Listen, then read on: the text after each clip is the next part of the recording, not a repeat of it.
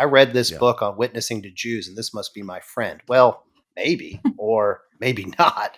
Mhm. There's some good studies out there that show that most people ascribe to some kind of folk religion, which to define folk religion, it would mean a religion that would bear the name of like Christianity, Islam, or whatever, but it's really not a religion that adheres to the main tenets. It kind of infuses it with some practices that are more Mm. like pagan, if you will, because they think it produces some kind of good. And so here I am, and Matthew and Elise are going to make fun of me because I said I'll give a short answer, and now I'm giving a lecture. But Classic. He I always think says that. apologetics and evangelism just don't start with an assumption of I know what you think. So Yeah. asking a question, what do you believe? Can you tell me your experience about, your religious upbringing and whatnot? It's a really good way to get to know someone and let them know you're just not out to get them, but to have an honest conversation about really important things.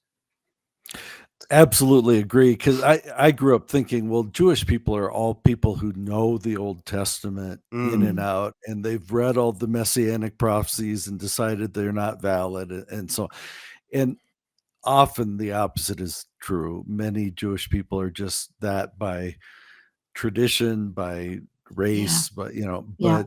but often are secular in their mindset, often have only heard the bits of scripture they've heard at various festivals or gatherings.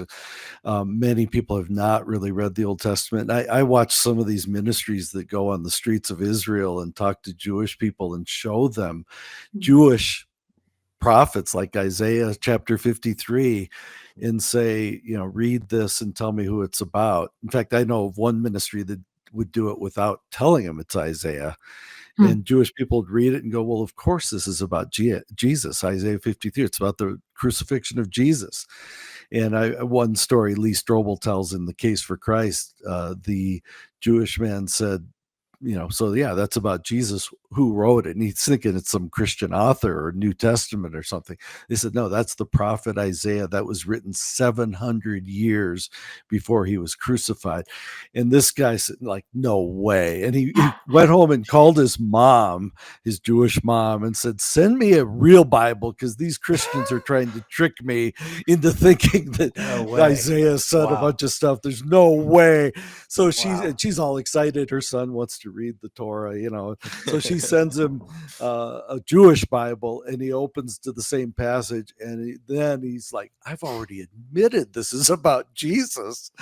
And long Wow. story short, he ended up not only becoming a follower of Jesus, a Jewish, Messianic Jewish Mhm. follower of Jesus, but he ended up becoming a pastor of a church later. Oh, that's so Wow. cool. What a story. But not assuming people even have heard this stuff, even though they're Jewish, even though maybe they do attend synagogue once in a while.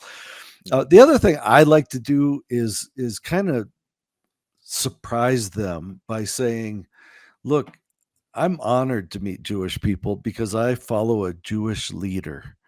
I believe, my life is dedicated to following a Jewish man. And by the way, the whole early church, not only was Jesus Jewish, the whole early church was Jewish.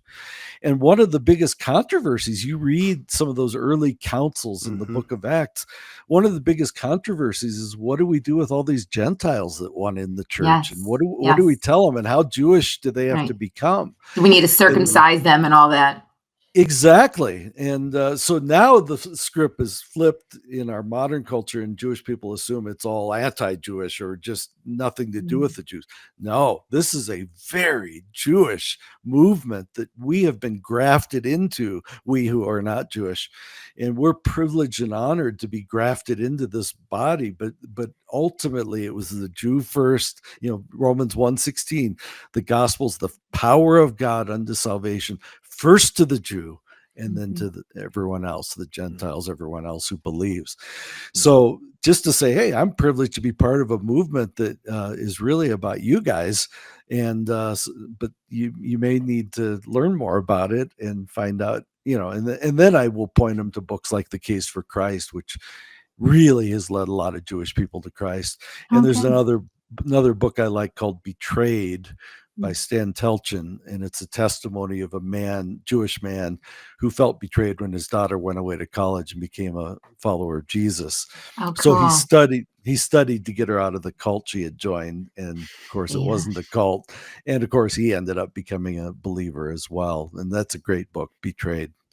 That sounds Cool. like a great book. I love actually what you threw in there, Mark, is this idea that many people who are Jewish haven't taken the time maybe to actually look outside of maybe like Hebrew school or things they had when they were younger. Maybe they haven't really gone back to those works in a long time. I remember I was in Canada several years ago, and I did like a religious dialogue with a Muslim woman and a Jewish rabbi.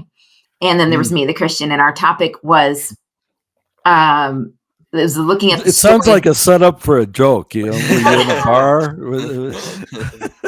So true, yeah. But the topic was like on the sacrifice of Isaac, looking at it from 3 different faith perspectives, which I thought was a great topic. And anyways, while the Jewish rabbi was speaking, she was talking about how her husband was Jewish but an atheist. I remember being like, what? Like, I was sitting there and I was so like, wait, what? And I think other people in the audience were kind of confused. Like, she's like, you don't have to believe this to be Jewish or something. And I just remember it was like one of my, just the wake up call of Jewish by blood versus Jewish by belief, right? By their conviction that is actually true. And so, yeah, I love, Matthew's take. All right. I love Matthew because he's like, I'm going to show you Jesus is the one by just citing the Old Testament over and over and over again and opening up the very first chapter, the very first verse of this letter that he's writing is this is the genealogy, the lineage of Jesus, the son of Abraham, the son of David, right? This direct, Jesus the Messiah, the son of David, the son of Abraham, but this direct like connection to not just his Judaism, but also as the fulfillment of all these Jewish covenants and the kingdom that will never end is going to come through him and all of these kind of things. And so I love Matthew's kind of thing. But then I also think of the Jews of the day, right? And they saw Jesus do things, and some believed, some didn't. But the ones who believed were really struck by the evidence, the healings, the miracles, the things they saw Jesus do, that it wasn't just another person claiming to be the Messiah. Like, he actually does legitimate things. And this is where I think the evidence in Christianity is so important, because it was convincing to them then. And and that evidence is still reigning true today. And I would say the final thing I would say on this, because this is a really cool question. I've never really thought about it as much as I have. And so I'm liking the ability to think this through, is I think one of the things that is oftentimes missed is that for many Christians, we don't understand that this is very much a Jewish story that we are continuing on. And I think many Christians don't appreciate the Judaism that is we start the New Testament in Matthew, or we start reading our Christianity. We think our Christianity starts in Matthew, and it doesn't.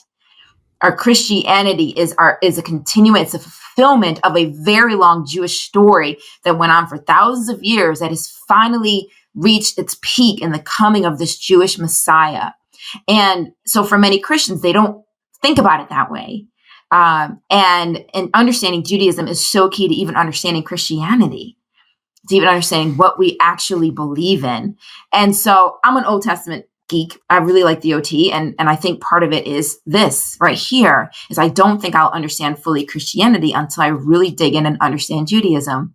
And so for somebody who might be a Jew out there, the Christians aren't negating your story. They're just saying, here's the last part of it that you all have been waiting and expecting to come. And it's here, not just because we say it or because we like this Jesus guy, we just like his name or something, but because he proved that he was the one. He matches all the prophecies. He lines up with the bloodline, all of these things. And so it's this continuation of a much larger story that I just love and I think is cool. So Christians understood it better. Let me just add a 30-second thing. Yeah. The Stan Telchin book I mentioned, Betrayed, when he first started investigating to try to help his daughter out of this new thing she had found, he talks about ensconcing himself in his favorite leather chair and lighting a cigarette.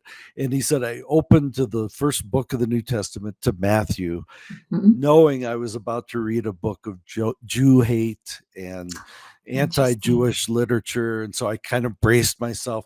Yeah. And then he was amazed first to see what a Jewish book it is, but the love, and all of a sudden he finds himself, his defenses go down and he's Yeah. warmed. And I think that's the other thing. There's so much anti-Semitism, and even in Christian circles sometimes. And I think we need to acknowledge that. But what they need to sense from us is not only a passion for truth and a passion for following Jesus, but love for them, God's chosen people who matter so much to the Father. And when they sense that from us, it can really bring those walls down.